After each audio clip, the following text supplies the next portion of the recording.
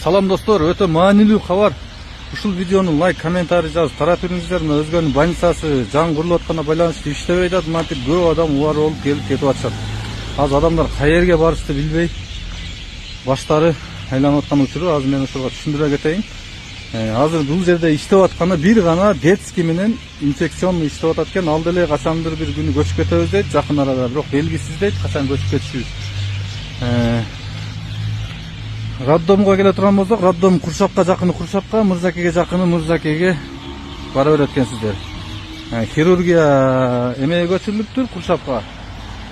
Инфекционный эме травматология эмеге көчүрүлүптүр мына Мырзакеге. Анан анча-мынча УЗИ майда чүйдө кызматтар өзгөндө деле базардын тегерегинде, мына Бакыт ресторанынын тегерегинде деле бар.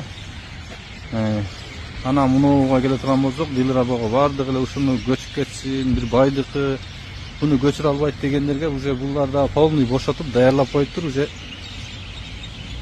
узганга даярлап коюштур. Бунун ичинде деле уже полный алып кетип анча-мынча эмелерин узганга дайындап коюптур.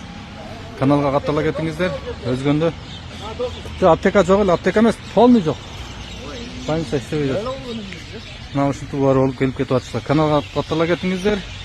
Өзгөндө жаңылыктарды бизден гана көрө аласыздар. Кандай жаңылык болуп аткан болсо, эмне болуп аткан болсо биздин каналдан көрө аласыздар. Саламатта калыңыздар.